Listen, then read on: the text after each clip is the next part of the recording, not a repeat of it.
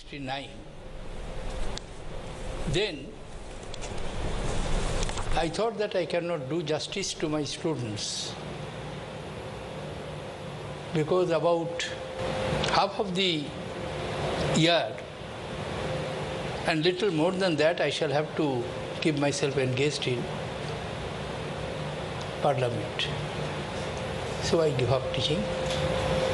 But I felt bad, I'm telling you very frankly. Till today I have the urge of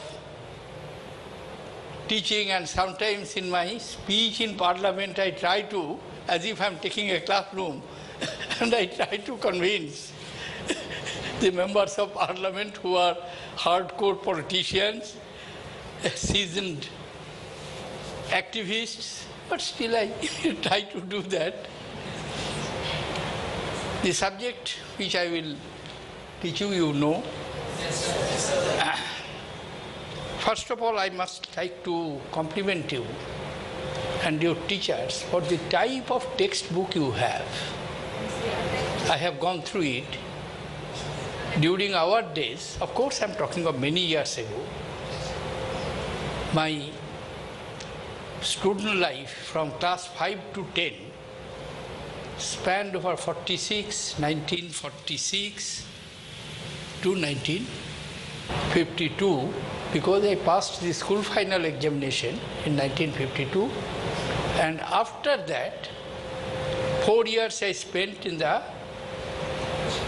up to the graduation stage. That was the system during our time in Calcutta University. And today you are in your social studies, history of independent India.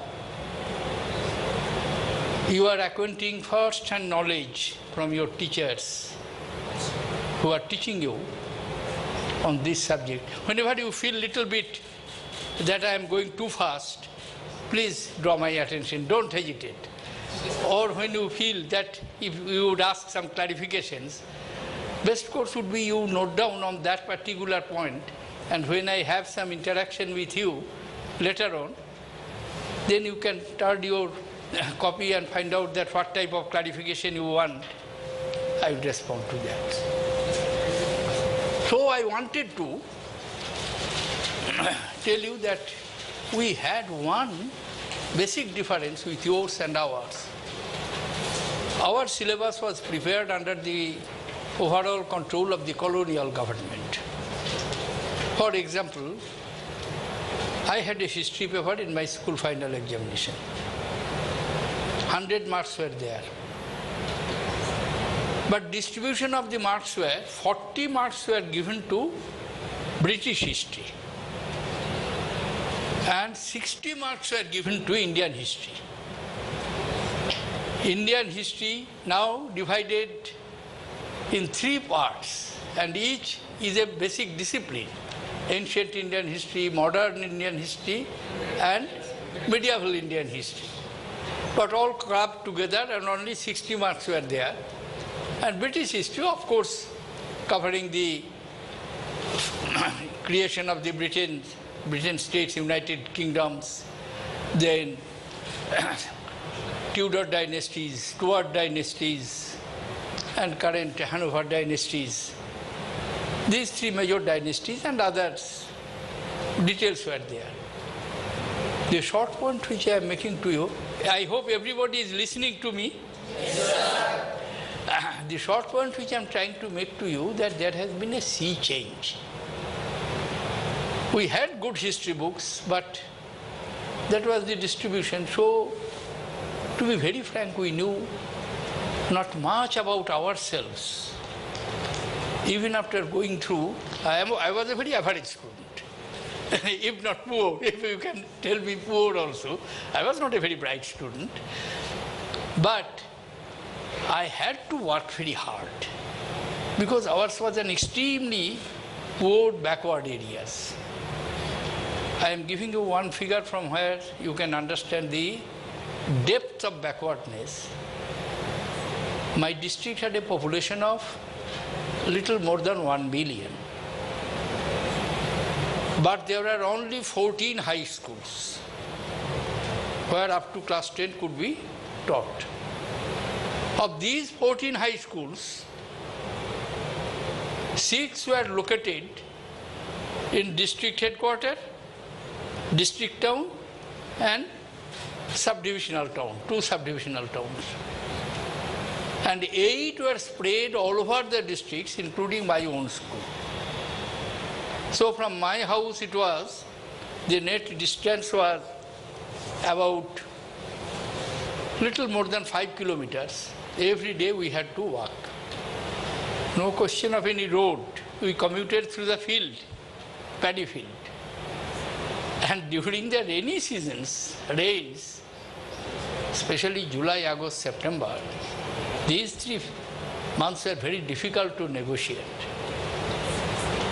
And we had a very uniform, peculiar uniform for ourselves. I used to tie a coarse towel around my waist, and in another coarse towel I wrapped up my pants, shirts and books and tied them on my head so that they are not spoiled by the water. Anyway, that was the... But one lesson, even at that time, I was a very naughty boy and I used to give trouble to my mother almost endless. None of you are that naughty, I am sure. I was very naughty. Initially, for 3-4 years, I did not go to school. That is, of course, not high school, that was primary school. And I used to complain every day to my mother, oh, I cannot walk so much, 5 kilometers, no road. Then my mother used to ask me only one question, what would you do?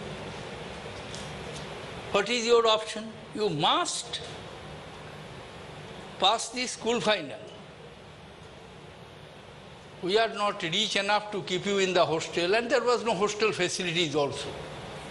But I promise you, she used to tell me, while laughing, that when you will go to the college, I will see that, I will tell your father to get you admitted in a college where you will have a nearest hostel. And in fact, she kept my promise. My intermediate 2 years and graduation 2 years, I stayed in a hostel just adjacent to my college, so that hardly I had to walk. The hostels had other difficulties. For instance, we used to read in the kerosene lamp. There was no electricity, even up to my graduation. Hardly there was any facility of beautiful desks like yours. We had to sit on the mat. But classrooms, college classrooms, they were more or less well equipped. So in that background, I had my education, but my mother used to tell me that what is your option? And if you don't have any option, don't grumble. Do your job. You will have to work hard, pass the school final, and then we'll get. So I got the admission, and then thereafter, that's the other stories we did it. Now we got independence in 1947, 15th August. Just few days back we celebrated our 9th Independence Day. And we had Republic Day on 26 January 1950. The question may come that how is it? In 1947 we got independence. Why did we wait for 3 years? Because 3 years' time was taken to draft the Constitution. Constitution was drafted by a Constituent Assembly, which was also elected under the British law, not Indian law. Constitution was drafted by a Constituent Assembly consisting of 300 members. Of those 300 members, they were elected in a very complicated manner.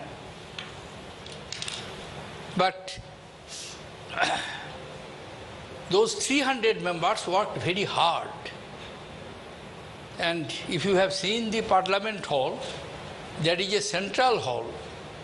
In that central hall, the members used to sit and draft the Constitution. First meeting of the Constituent Assembly took place on 9th December 1946. Good. Many of you know it. Very good. Then, on that day, the first job of the Constituent Assembly was to elect a president of the Constituent Assembly. And that meeting was presided over by a gentleman. His name is Mr. Sachidananda Singh. Good. And Dr. Rajendra Prasad was elected president. And they did two other jobs. Still independence was not there. It was 1946, 9th December. Independence came after 9 months. So they did not deliberate in details. Pandit Jawaharlal Nehru moved the objective resolution. And objective resolution was adopted. Purpose of the objective resolution was to outline what would be the objectives of the Constitution which we want to have. Objectives of the Constitution has been beautifully summed up in the preamble of the Constitution.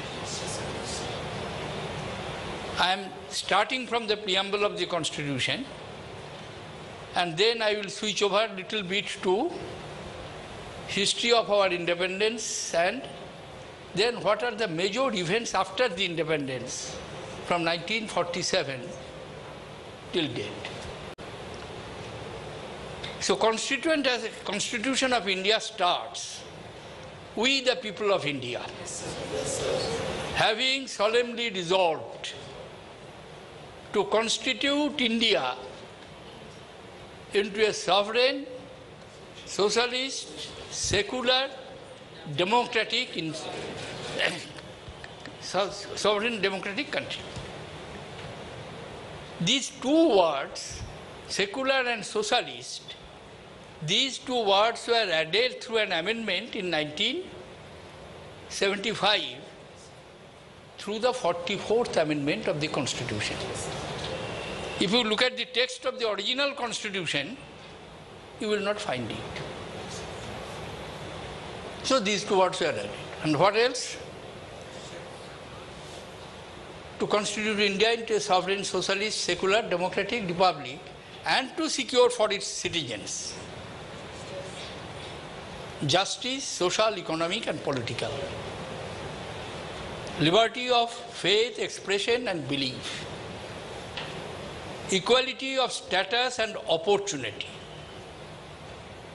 and thereafter they are qualifying, ensuring the dignity of the individual and unity, and thereafter another word was also added, unity and integrity of the country. Do hereby adopt, enact, and give to ourselves in this Constituent Assembly on 24th November 1956. That is the preamble of the Constitution. And what is our objective? Justice, equality, liberty, and also the individual dignity, individual rights.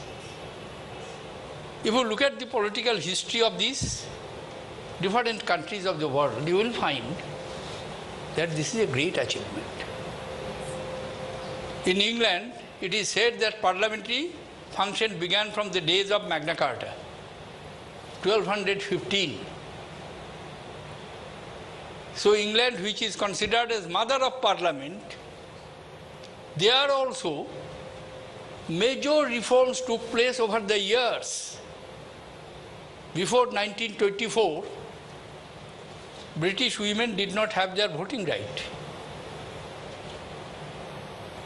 Charter of Rights, various Charter of Rights that was introduced in America. Bill of Rights. In France, the revolution took place on the demand of equality, liberty and fraternity. That was the slogan of the revolution. But in India, in the constitution itself, we introduced. Therefore, to my mind, if you ask me that what is independence, I will say that for the first time through this constitution, we the Indian people had the right to make law for ourselves. British captured India in 1757, not whole of India, but between 1757 to 1770, major part of India was captured by the British colonial power through a mercantile company, East India Company. They first won the Battle of Plassey, 1757, which put them in control of a vast tract of whole of East India, Bengal, Bihar and Odisha. Thereafter, you will know, 1763, there was the third battle of Panipat. And in third battle of Panipat, Ahmed Shah Durrani, he defeated the Marathas, because Maratha was emerging as the central power.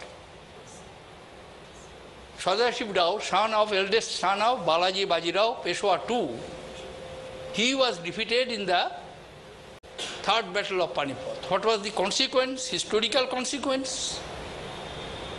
Except the Sikhs, there was no formidable power to challenge the growing power of British through East India Company.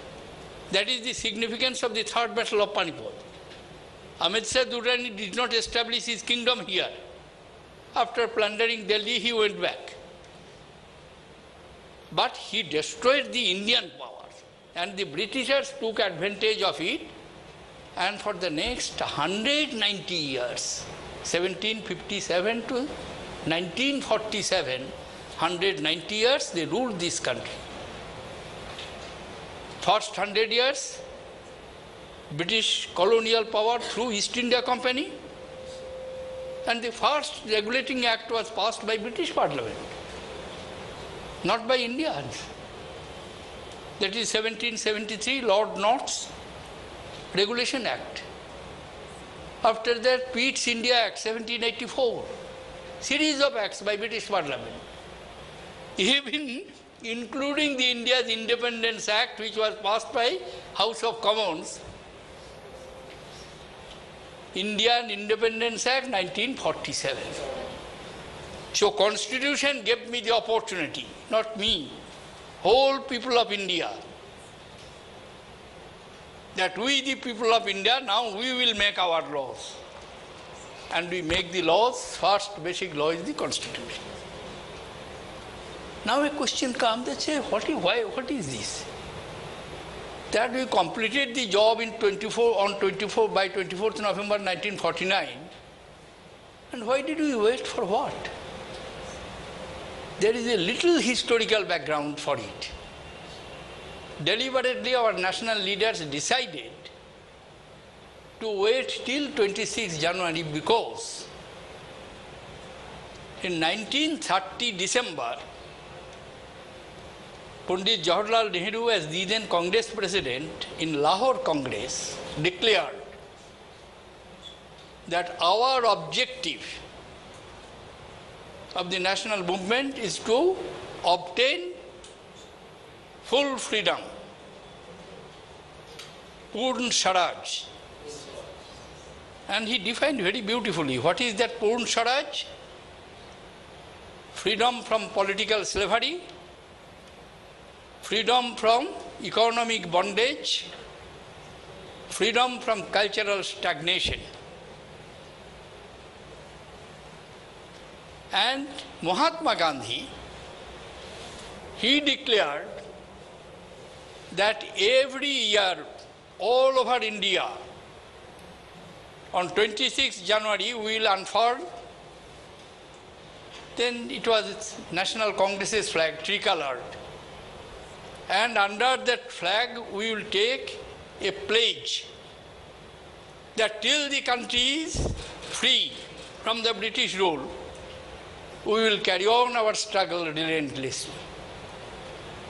That is the significance of 26th January. Actual independence came after 26th January 1947 August. So it was decided that let us wait for few months. But please remember, certain provisions of the Constitution were implemented immediately. One such provision was provisions relating to citizenship, provisions relating to the oath to the President, Article 60, Article 5, and many other articles. But it was decided that the rest of the articles would be implemented from 26 January 1950. Now, what has been the major developments of all these years? First, we drafted our constitution. We adopted parliamentary form of government. First general election took place. It took little longer time. From October 1951 to February 1952. This long period was taken for conducting the first general election. First general election in 1952, there were many skeptics. Even one of the personal friend of Pandit Jawaharlal Nehru, he was British Prime Minister Sir Anthony Eden. During the Second World War, he was British Foreign Minister. And after Churchill, in 1956, during the nationalization of Suez Canal, 54, he became the Prime Minister of England, Sir Anthony Eden. He was a personal friend of Nehru. Because Nehru and he were both the products of Trinity College of Cambridge University. They were contemporary. So Nehru had the habit of writing to his friends. He was a prolific writer. So they were on correspondence. And Anthony Eden wrote a long letter to him that, look, you are all along a dreamer, a visionary, impractical, unrealistic. So your dream of introducing a parliamentary system of government will be frustrated. You will not succeed. That was his view in 1948, 49, 50. But after 52, same Sir Anthony Eden made an observation on another occasion that Indian Constitution is the most magnificent Magna Carta of socio-economic transformation of a vast multitude of people in a peaceful manner. That is an important milestone. Shut your eyes and think around you, around India. All of them became more or less independent at the same time. India 47, what is called Myanmar, then it was called Burma,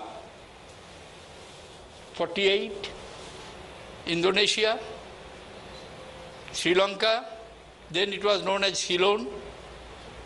Pakistan was created on the same day. Where is parliamentary democracy? Even Sri Lanka, in 1978, they switched over from parliamentary system to presidential system. Indonesia adopted presidential system, and there was a long spell of military rule.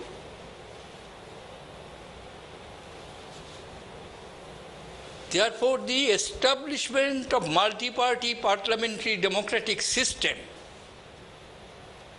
is another major event in the post-independent India. 2014 there was an election. More than 55 crores people actually cast their votes to elect 543 Lok Sabha members from Cape Comorin to Ladakh.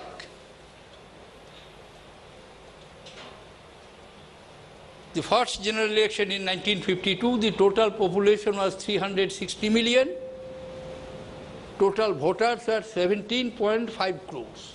36 crores population, 17.5 crores were the voters. Because at that time the voting age was 21.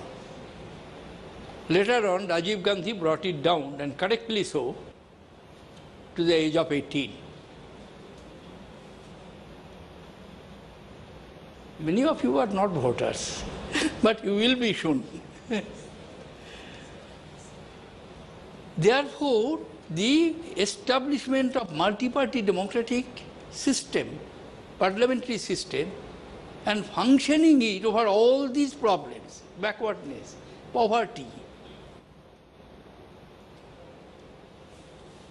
illiteracy, disease, but people accept it as a festival, and people make experiment. Various experiments they make by exercising their democratic right. Then another important milestone was, we were told that freedom is not merely political slavery, not mere the change of color of flag, not mere the change of the rulers from white-skinned district magistrate or district collector to brown-skinned or black-skinned district collectors, not like that. It was something more. It must attain freedom from political, economic bondage. How it could be achieved? At that time, there was a prevailing thought that state must intervene. Government must take initiative in the development. Again, as a young boy, when I had the problem of negotiating every day 5 plus 5, 10 kilometers, I thought independence will bring development, but what development I want? I want at least let there be a road. Then I can ask my mother to buy a bicycle for me so that I can go to school on bicycle. So to me, development was a road. Today nobody thinks that road, they accept it is granted. If there be a pothole, they complain. It must be spacious, driving or running must be smooth. Electricity, it must today. Because we have laid the path of economic development. First we began through the planned economic development process. We have completed 12 5-year plans plus a number of annual plans. The annual plan means when you do not have adequate resources, poor country always you will have resource problems. Therefore, then we have the annual plan. So between 5-year plans, from 1st April 1951 it began, and an organization was established by Pandit Nehru named Planning Commission. They used to draft the plan. Basic objective of plan was economists used to compute the resources available for a period of 5 years and how those resources will be utilized.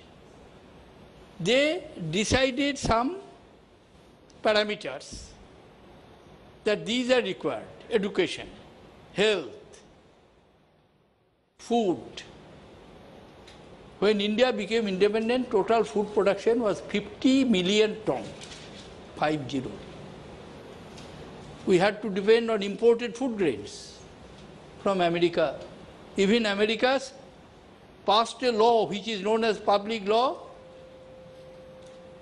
PL 240,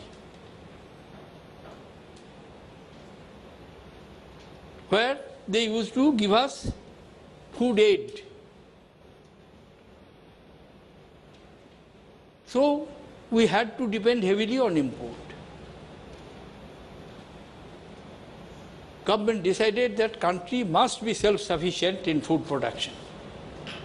You will be glad to know in 2012-13 the total grain production of India, wheat, rice and coarse grains taken together, are more than 265 million tons. So we have moved from 50 million tons to 265 million tons. Total steel production was less than 1 million tons in 1950. We established integrated steel plants. There were only 2 steel plants at private sector, TISCO and ISCO, Tata at Jamshedpur and ISCO, Indian Iron and Steel Company at Burnpur. And their combined production was about 1 million tons. And today, it is more than 87 million tons. Cement production was less than 3 million tons. And today it is more than 280 million tons. Even electricity generation, from 30 billion kilowatt, though we are having great shortage, acute shortage in electricity, but there has been phenomenal expansion. So the second issues were economic development in the post-independence. Thereafter, there were debates that whether the model which Nehru established is the only model. In 91, this debate was very sharp. I am explaining the history as I have seen it.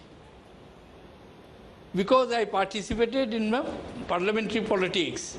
In 1969, I was elected to Rajya Sabha first, and thereafter I continued to be members of Rajya Sabha.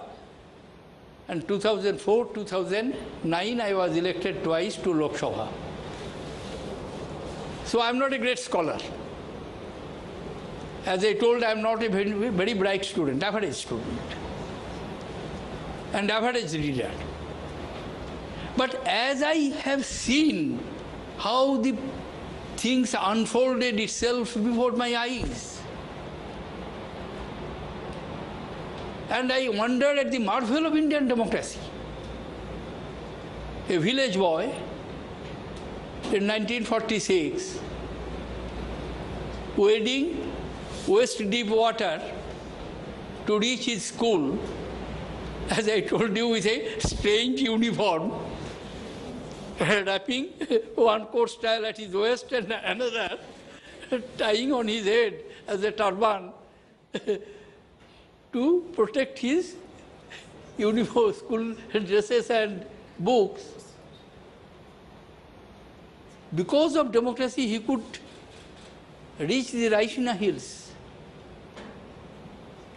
From flickering lamps in a village home in an obscure area to the center of Indian politics. Contribution of democracy. As it brought Abraham Lincoln. He is a great man, I am not making any comparison. Don't make that mistake. He is one of the great personalities of the world. But democracy gives opportunity to common people to fulfill its aspiration. And in post-independence India, we have nurtured that democracy. Sometimes people complain, and rightly so, that many other countries have made much faster economic progress we have not been able to do. And they find fault with the policies. May be true, may not be true. But fact is that our progress is less. But at the same time, you shall have to keep in mind, even today, if I spend 1 rupee on development, 93 paisa of that 1 rupee come from my own savings, from my own resources.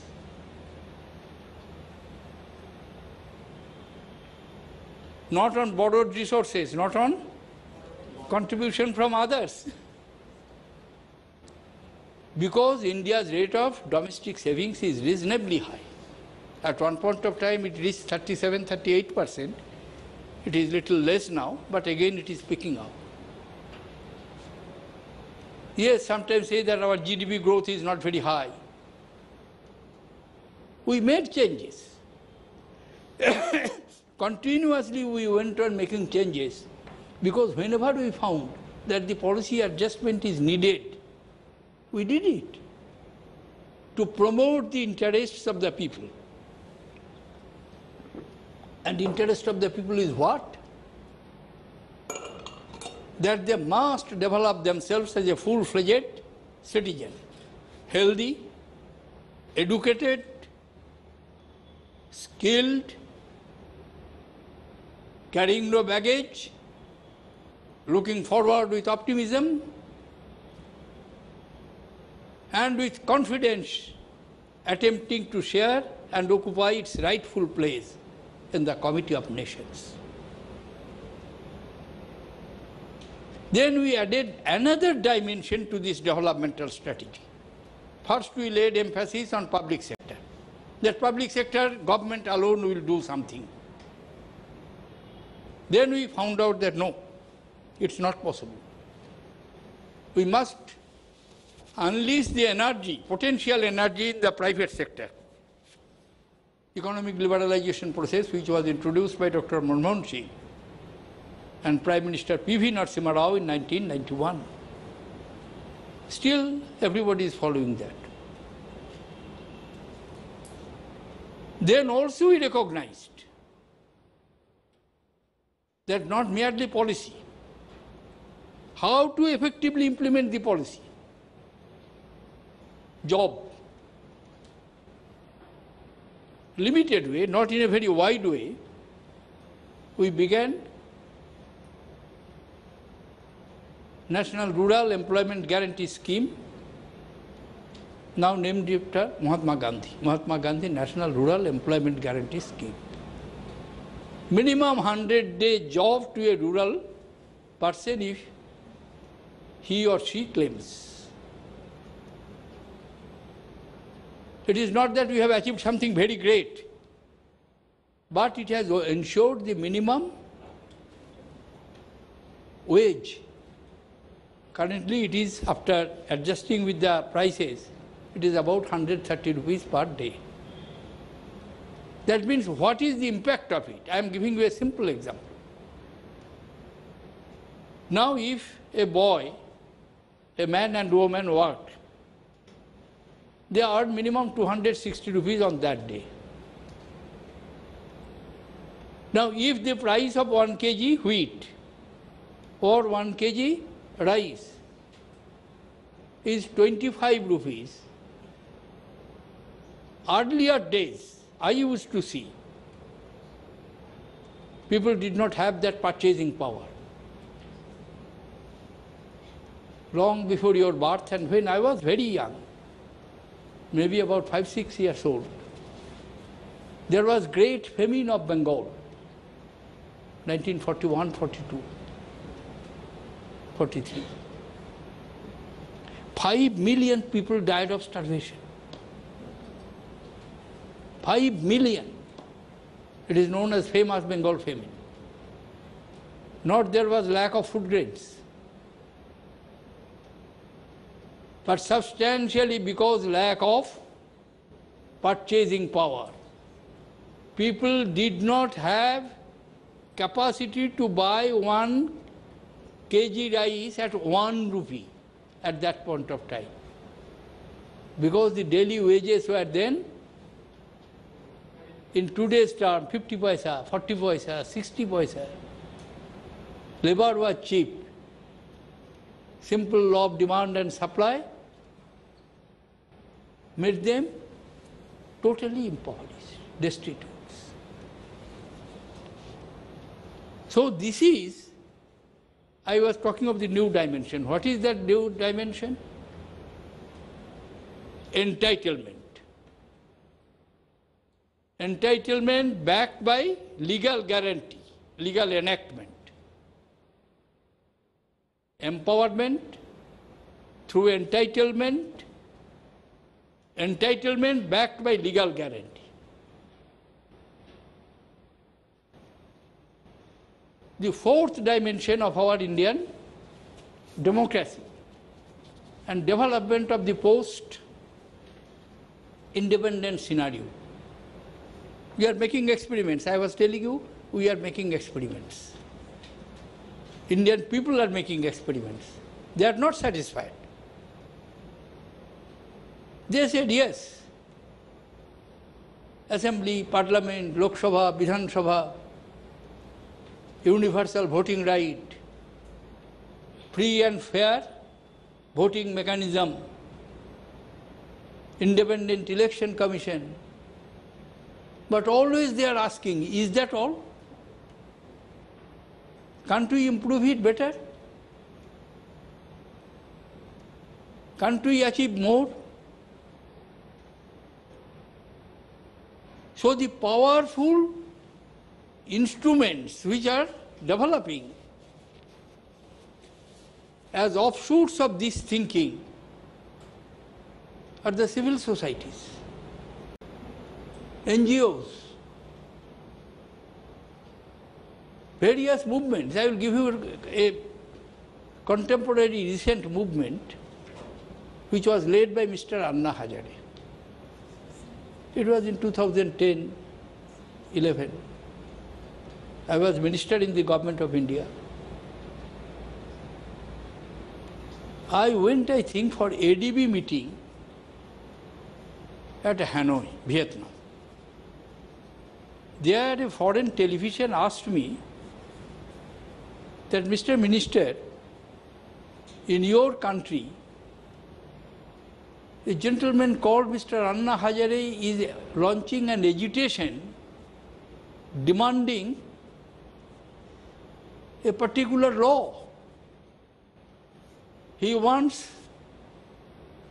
a particular law which he have drafted, he and his colleagues have drafted, John Lokpal Bill. How would you react to it? You are heading the 5 ministerial team who are negotiating with Mr. Anna Hazare. Mr. Anna Hazare nominated 5 persons. He himself was there, a judge of, retired judge of Karnataka High Court was there, Justice Santosh Hegde. 2 eminent lawyers, one was former law minister, Mr. Shanti Bhushan, and his son Prashant Bhushan were there. And the 5th person was Mr. Arvind Kejriwal, who is the chief minister of Delhi now. And they demanded that the John Lokpal Bill, which we have drafted, you enact it. So I said that I welcome it. And as leader of the group of ministers, I am negotiating with him and his team to find out a solution. Because we do believe people have the right. If the people feel that MPs are not doing their jobs, government are not doing their jobs, the law which is required, they cannot simply sit idle and they have no way to express their views. Through media, print media, electronic media, and a very powerful mechanism you have noticing. You yourselves are using it. I am not accustomed to it. I do not use very frequently the social media. But Twitter, Facebook, these are powerful instruments, mechanism of conveying opinion, carrying opinion, creating public opinion. All these are the offshoots and the outcome of proper, healthy, democratic development. And that is the contribution of Indian democratic system. The fifth point on which I want to emphasize, I'm sorry, I'm taking little longer time than I intended to have. If any one of you feel little bored, you are free to tell me that Mr. Mukherjee, you can stop it. I am no longer president or minister. I am just your Mukherjee sir. I do not know how do you call your teacher. We used to call them in a very peculiar way. Sometimes we used to tell his first name and then add the word sir.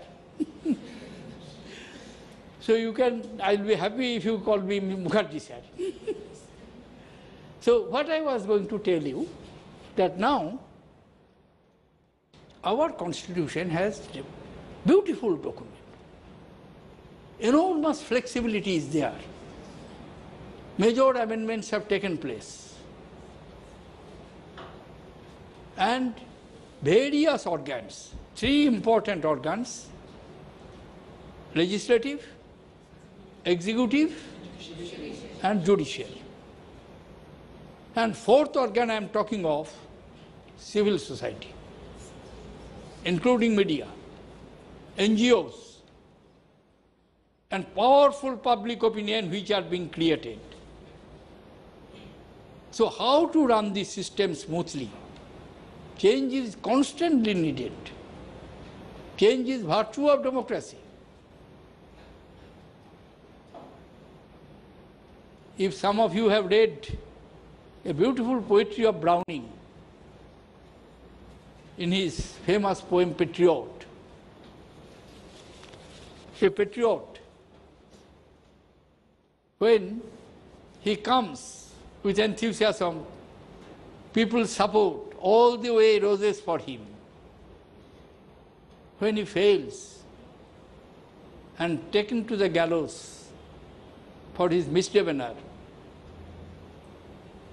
he observed people were ridiculing him, no question of welcome, insulting him, hurling abuses towards him. And he spoke within himself, thus I came, thus I go. So that is the essential part of democracy. But we shall have to keep the system moving on if we can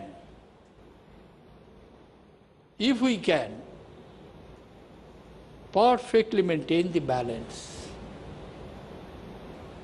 Indian civilizational core values. When you were born out of your parents, they taught you, they injected certain core values in you. Love, compassion, living together, sharing. When mother brings some good food, the advice she always gives, share between your brothers or sisters. That you learn from when you come under the teacher. And when the teacher teaches you, he confirms, particularly in these formative stages. This is very important. What you will learn in these classes, it will have its permanent impact on the rest of your life. And therefore, a teacher gives himself to the students, and the job of a student is to draw from him as much as he can. When I shut that is my last story and last point, I will conclude with it, that if somebody asks me, who is your teacher, whom best teacher? I find perhaps my best teacher was my mother. Why? As I told you, I was a very naughty boy. almost unparalleled naughty boy, and he used to cause lot of trouble and sufferings for my mother. My father was a political activist, freedom fighter. His life was, as I saw, in the pre-independence days, between jail and party office. No house, no home.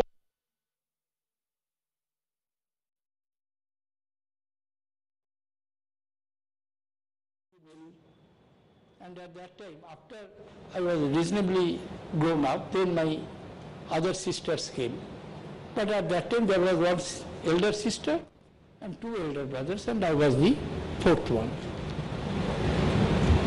So every day I used to cause a lot of trouble for her, all sorts of mischiefs, doing all sorts of offensive, not doable things. And at night when I come, I will get a good deal of thrashing from her. But after that, she will wash me, then she will fondle me, tell me that why do you do these things. Anyway, you tell me, what have you done after you left home in the early morning and when you have come back near sunset? What have you done? I had to tell her chronologically 1, 2, 3, 4, every event. And if there is any mistake, she will point out. Because she keeps an watch, a small village, and how far I can go, 1 kilometer, 2 kilometers. I used to go with the cowboys, with their cowherds, and whole day played. But the moment sun appears to set, I was mortally afraid of darkness, though I was a village boy. So I think that I must have the protection of my mother. I used to come. The story which I am telling you, the lesson is that she sharpened my memory by recollecting the events chronologically which I was involved, so that in that way I could develop my memory over the years. Now I shall have to leave some time for you to the questions. Just thank you very much, and if you have failed any board, I am sorry for it. Thank you. I really enjoyed my going back to my old days when a blackboard, duster, and in those days, now you write felt pen, our days it was chalk pencils. I used to do that. That was my arena, or a textbook.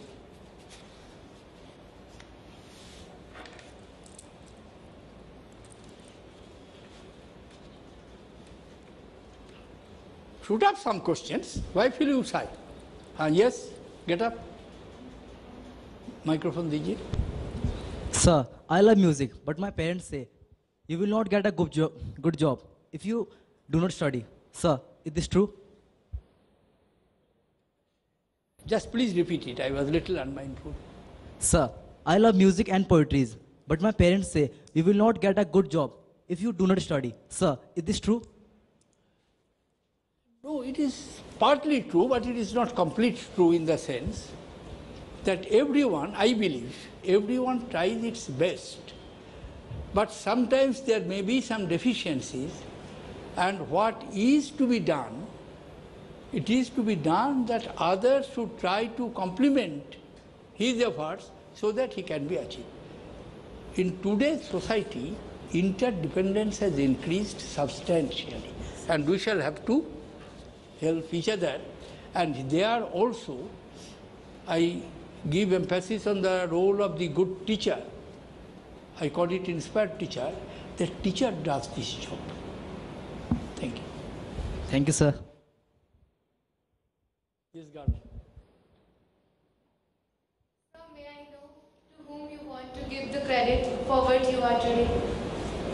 To whom you want to give the credit for what you are today? To whom? You want to give the credit For? what you are today.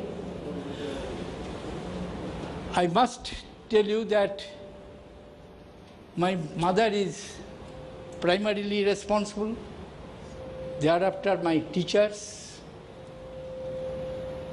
One of them still I remember today. He was an excellent orator. He was teacher in English, principal of my college. I had no interest in Shakespeare. But he was a good teacher. Please have your seat. Good teacher in Shakespeare. And Macbeth was in our days, syllabus, there was two, one tragedy, one comedy of Shakespeare's were compulsory up to the graduation. So our syllabus was Julius Caesar, Tempest as a comedy and Julius Caesar as tragedy. And when he taught Julius Caesar, he actually played like Brutus or Antony or Caesar, and he created such a huge interest in me that thereafter, not only in the syllabus, I think in a year or two, I completed at least half of the Shakespearean works. So teachers, history teacher, my curiosity about contemporarity was created by my history teachers. So he is taking a class of, say, on Akbar. Then suddenly he will look at me and ask me, hello, who was the king of Spain at that time? Who was king or queen of England? Who was king or queen of France?